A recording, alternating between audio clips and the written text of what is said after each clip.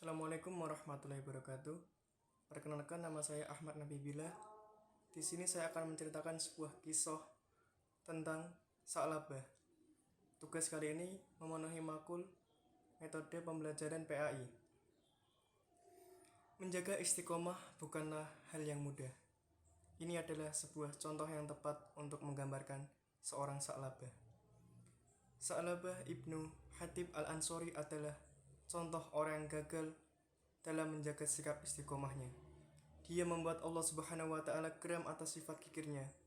Bahkan 4 ayat dari Al-Quran diturunkan untuk mengingatkannya dan juga seluruh umat muslim yang ada di penjuru dunia.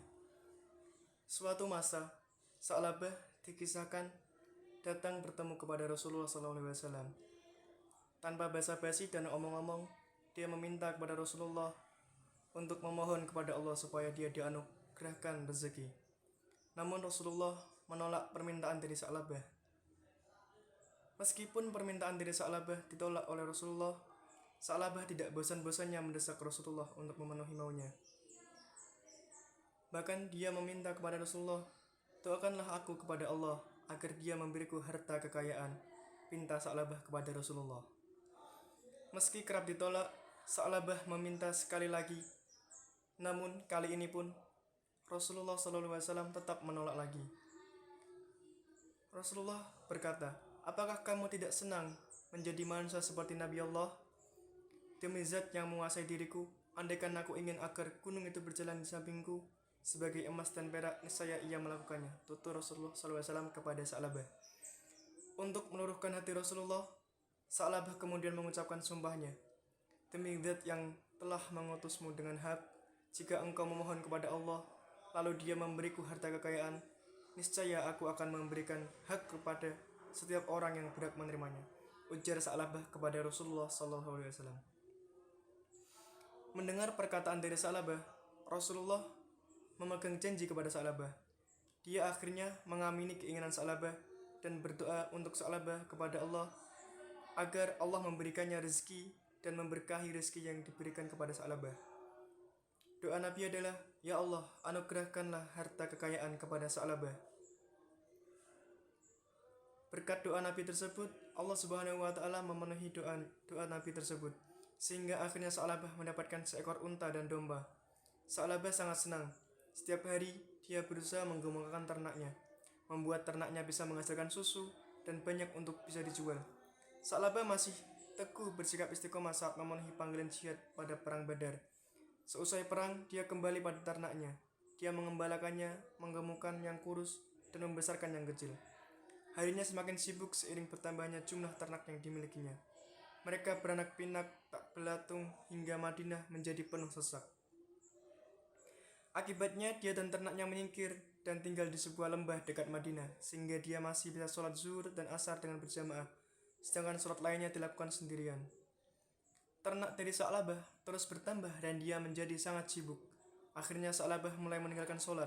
Dia hanya menemui orang-orang yang lewat padang gembalaannya untuk menuju sholat Jumat di Masjid Madinah dan hanya untuk menanyakan kabar. Saat itu Rasulullah SAW menangkap ada hal yang aneh dari Sa'labah.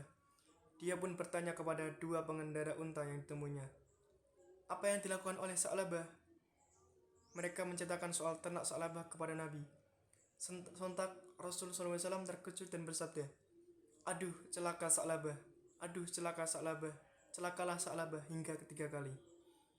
Sa'labah juga bersikap kikir. Dia menghindari kewajiban berzakat. Ini hanyalah pajak, ini adalah semacam pajak, aku tidak tahu apa ini.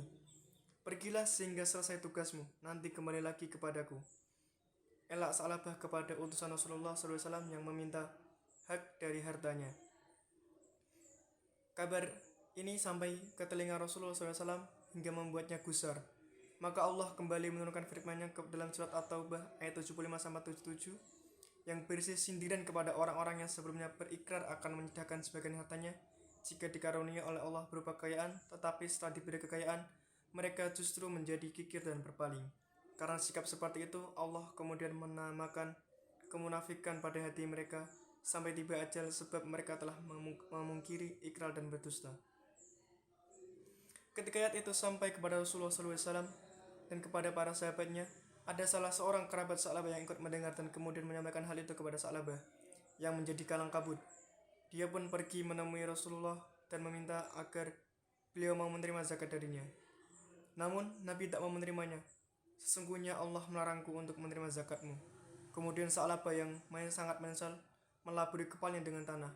Lalu Rasulullah SAW berkata kepadanya, inilah amalanmu. Aku telah memerintahkan sesuatu kepadamu, tetapi engkau tidak mau mematuhiku. Hingga Rasulullah dan para khalifah tidak menerima sedikit pun zakatnya. Demikianlah kisah-kisah keistiqomahan dalam Al-Quran. Sikap istiqamah membawa para pelakunya menjadi penghuni surga. Mereka kekal di dalamnya dan menikmati ganjaran atas semua amal perbuatannya. Sesungguhnya orang-orang yang mengatakan Tuhan kami ialah Allah, kemudian maka tetap istiqomah, maka tidak ada kekhawatiran terhadap mereka dan mereka tidak pula berduka cita. Mereka itulah penghuni-penghuni surga, mereka kekal di dalamnya sebagai balasan atas apa yang mereka kerjakan. Bersikaplah istiqomah, namun kalian tidak akan dapat menghitung nilai istiqomah.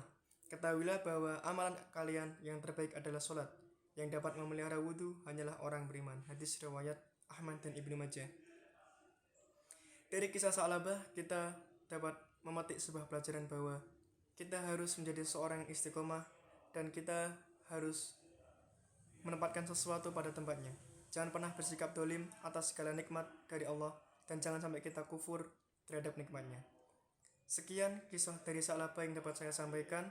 Apabila terdapat kesalahan, saya mohon maaf sebesar-besarnya. Wallahul muwaffiq ila aqwamit thoriq. Assalamualaikum warahmatullahi wabarakatuh.